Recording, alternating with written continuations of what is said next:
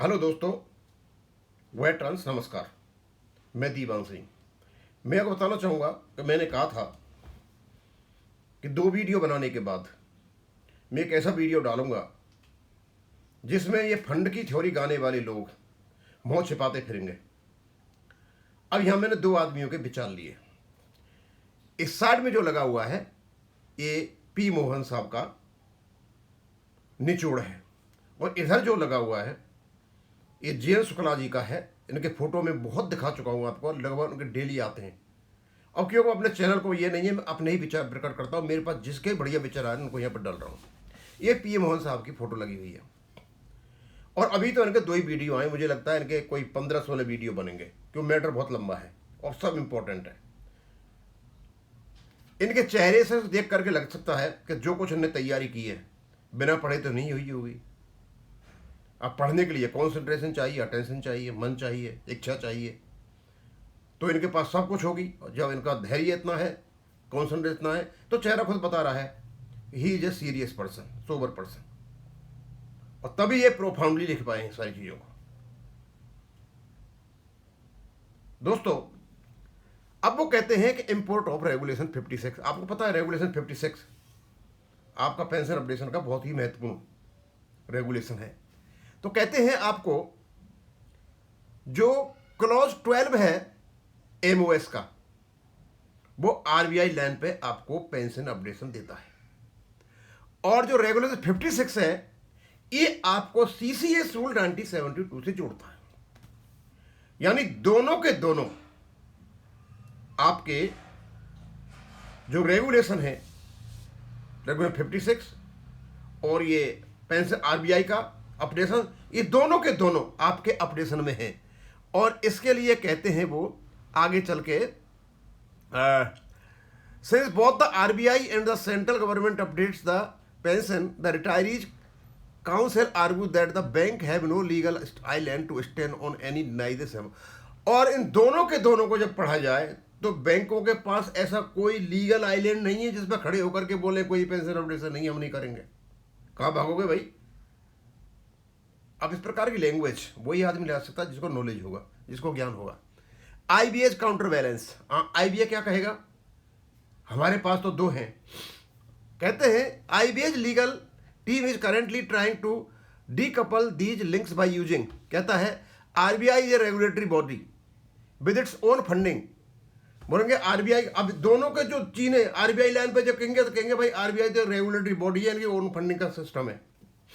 और यदि इसकी बात आएगी, क्या नाम है आपने सीसीएस 1972 की, तो ये कहेंगे भाई ये तो अपना दूसरा हिसाब किताब है इनका, दूसरी तरीके से इनका पैसा आता है, रेवेन्यू पैसा आता है, उससे खर्चा होता है। इस प्रकार ये बातें करेंगे। बट सबसे बड़ी बात यह है कि हमारे पास इनके अनुसार 2 ऐसी साइड्स है पिंसर की। पिंसर मूवमेंट कहा इन्होंने इसको, कि जैसे मतलब जो चिमटी होती है ना, चिमटी जब इससे किसी चीज को पकड़ते हैं तो एक इधर से चलती है, इधर चलती है, बीच में दबा लेती है। ये दोनों की दोनों मूवमेंट को इसने पिंसर मूवमेंट का नाम दिया। Why is it link to appendix 1? अब कहते हैं अपेंडिक्स 1 से क्यों लिंक है ये? Retirees are quoting Appendix 1 because it contains the only existing formula in the bank rules that allows for such top-up. Banks in the late 80s, the bank used Appendix 1 to give top-up to very old retirees pre-1987 whose pensions were tiny. Retirees now telling the Supreme Court, just like you used Appendix 1 to top up the pre-1987 retirees, use that same logic to top up the retirees in the itself. इनको कहते हैं जो आपने top up करने के लिए, यानी कि बीच के गैप को खत्म करने के लिए जो आपने फॉर्मूला लगाया, उसी प्रकार का फॉर्मूला जो 8वां आपका बेस सेटलमेंट वहां भी लगाइए, सब जगह लगाइए। मतलब इन्होंने इसका अर्थ ये निकाला जो अपेंडिक्स बनकर उस समय जो अपेंडिक्स में फॉर्मूला लगाया वो अब इनके चीज ले लगाइए। अब दोस्तों, ये आपका आधार बना दिया, रेगुलेशन भी आ गया, आपका 35 भी आ गया। 35 ऑटोमेटिक आप 56 से सीसीएस को जोड़ लिया। आपका एग्रीमेंट से उसके जो क्लॉज 12 है उससे इन्होंने आरबीआई अपडेशन को भी जोड़ दिया और इसको पिंसर मूवमेंट बना दिया। और अपेंडिक्स में जो उस समय अपडेशन लगाई थी, उस समय जो उसमें फॉर्मूला था, उसी फॉर्मूला को अब लगाइए। इनका सीधा सीधा हिसाब किताब, और यही अर्थ निकलता है उसका। दोस्तों, अब आते हैं हम दूसरी चीज पे, ये तो मैं आपको बार बार बता चुका हूं कि आपका रेगुलेशन स्वयं पैसे का इंतजाम करता है।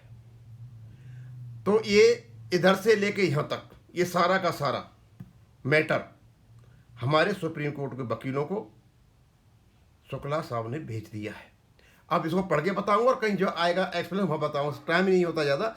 Under the leg regulation 5(2) it is established that bank shall be contributed to the funds and shall ensure that sufficient sums are placed in it to enable the trustees to make due payment to the beneficiary under regulation। इन रेगुलेशनों में bank को क्या होगा, contributor होंगे।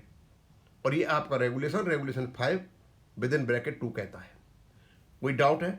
कोई doubt नहीं। इसलिए क्या कहेगा आरबीआई तो कुछ कह ही नहीं सकता, आईबीए कुछ कह नहीं सकता। Bank have to ensure fund adequacy. अब फंड, पर्याप्त फंड बैंकों को पेंशन अपडेशन में देना है। वो क्या कहता है, ये आपका रेगुलेशन 11 कहता है। एक्चुअरी से उसका कैलकुलेशन कराया जाएगा और पर्याप्त फंड वहां पर वो देंगे। अब अंत में यह है कि it is solemn obligation of the bank under regulation to ensure financial adequacy the pension fund. Banks are indulged in bypassing provision of periodic. और लेकिन बैंक अवहेलना कर रहे हैं पेंशन अपडेशन करने की। अब दोस्तों, अब आगे जो मैं पढ़ूंगा और आपको पता चलेगा कि ये पेंशन जैसे फंड शॉर्टेज की तो बात ही नहीं कर सकता, आईबीए तो कर ही नहीं सकता।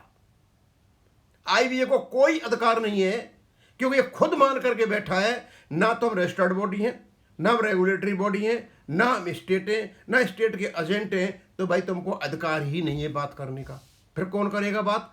अब देखिए आप, और ये चीज भी दोनों, ऊपर वाली भी और नीचे वाली भी, ये सुप्रीम कोर्ट के आर्गूमेंट करने वाले वकीलों के पास प्रॉपर फॉर्म में पहुंचा दी गई है। स्टैट्यूटरी कंप्लायंस, अब वैधानिक उसकी परिपालना कैसे होगी?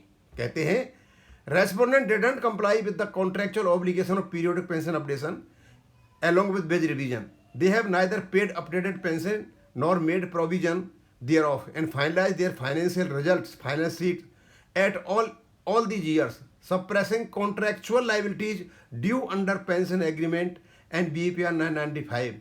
The respondents have violated norms of regulation RBI, SEBI and have not complied with section 10(7) किसका?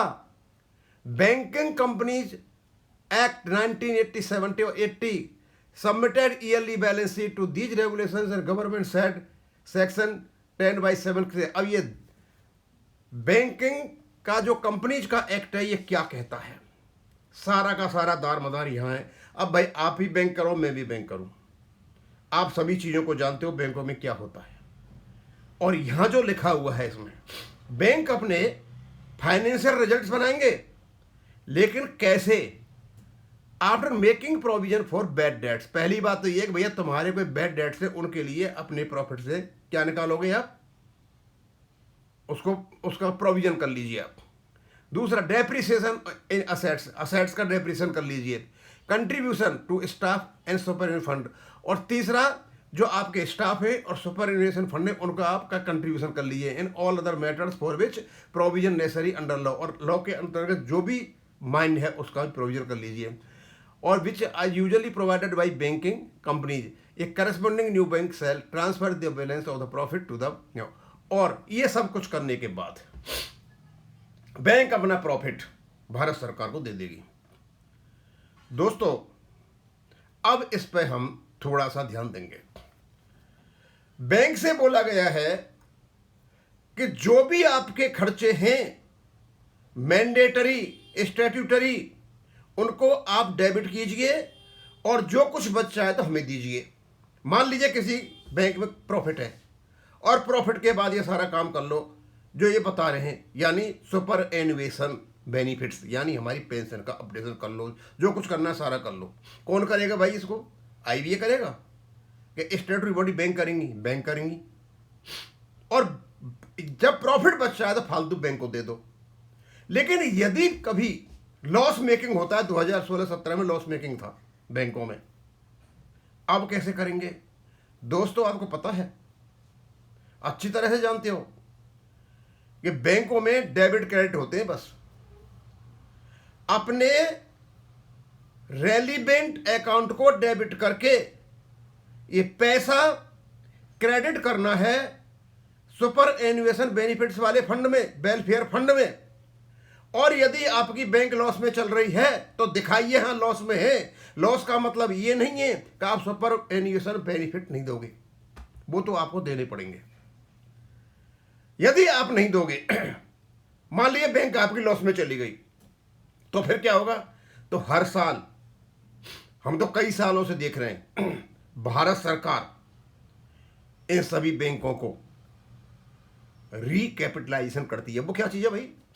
कोई पैसा लेकर के भाग गया, कोई नुकसान हो गया, तो बैंकों में जो नुकसान होगा उसकी भरपाई कौन करेगा?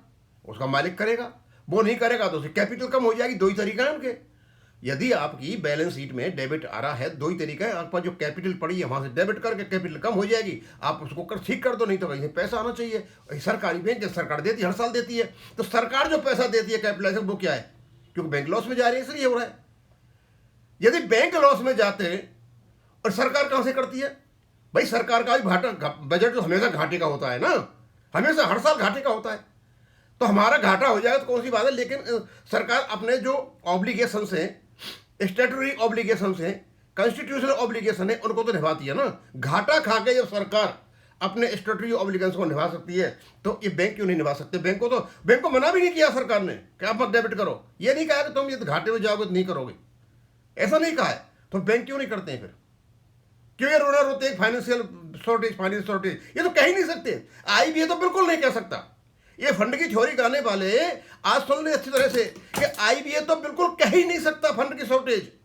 ऑथराइज नहीं है, इसने खुद माना हुआ है कि हम क्या नाम है, ऑथराइज नहीं है इसके लिए, हम रेगुलेटरी बॉडी नहीं है, हम रजिस्टर्ड बॉडी नहीं है। आईबीए तो इस चीज को अपने मुंह से निकाल ही नहीं सकता। बैंक भी नहीं कह सकते, क्योंकि सेक्शन 10/7 बैंकिंग कंपनी एक्ट का पढ़ोगे तो उसमें स्पष्ट है कि आप पहले प्रावधान ये करोगे, उसके बाद गवर्नमेंट को रिपोर्ट दोगे, चाहे आपको प्रॉफिट है और चाहे आपका लॉस है। तो भैया कैसे फंड की बात करते हो आप? फंड कहां से आएगा? इनको बता रखा है, इनको मतलब इनका रेगुलेशन इनको अधिकार देता है कि पहले आप अपना सुपर एन्युएशन बेनिफिट निकालिए और उसके बाद गवर्नमेंट को अपनी चार्जशीट तैयार कीजिए और भेजिए। आज के बाद यदि कोई आदमी ये फंड थ्योरी की बात करता है तो जा करके वो बैंकों से बात करे कि आपने वो क्यों नहीं निकाला। कल को कोर्ट में बात आती है और बैंक से पूछा जाता है भैया तुमने अब इसका प्रोविजन क्यों नहीं किया, तो गवर्नमेंट तो बच जाएगी। हमने तो बोल रखा है, इनको रेगुलेशन ने बोल रखा है, क्यों नहीं करते हैं? इनको करना चाहिए। अब तुमने नहीं किया, तुम जानो। लेकिन ये समझ में नहीं आता कि आईबीए किस मुंह से फाइनेंशियल वायबिलिटी की बात करता है जब ये ऑथराइज ही नहीं है तो। और एक वो यूएसबी का नेता, स्पाइनलेस सेमलेस आदमी जिसे हम बैंक टर्म कहते हैं, वो स्टेज पे जाकर कहता है कि पैसा कहां से आएगा? क्यों तुम कौन होते हो पैसा करने? तो तुम कोई खुदा हो क्या? कोई वहां से आएगा? कौन होते हो तुम पैसा करने वाले? ये तुमको इंश्योर करना चाहिए था कि बैंक इस प्रॉपर तरीके से सुपर एन्युएशन फंड को ले रहे हैं कि नहीं ले रहे हैं, लेकिन आपने नहीं किया। इसको तो अभी और क्लियर करूंगा मैं, अभी तो कुछ नहीं किया। लेकिन इससे साफ हो जाता है कि बैंकों को पहले प्रोविजन करना है, उसके बाद अपनी बैलेंस शीट की रिपोर्ट भारत सरकार को देनी है। उसमें जो बैलेंस शीट में जो प्रॉफिट नुकसान में जा रही है उसको सरकार कैपिटलाइजेशन यानी उसमें कैपिटल इन्फ्यूज करके बैंकों के उस लॉस को कवर करती है। और वो नहीं कवर करेगी तो बैंक का कैपिटल कम हो जाएगा। इतना ही, और कुछ तो है नहीं। अब कैपिटल कम होगा तो विश्वास कम होता है, इसलिए अपने बजट से दे दिया, और बजट में से कोई सरप्लस बजट नहीं है, वो भी घाटा खा के। तो मुझे नहीं लगता अब यहाँ से आगे कोई सरप्लस फंड की कोई बात करेगा। थैंक यू, धन्यवाद।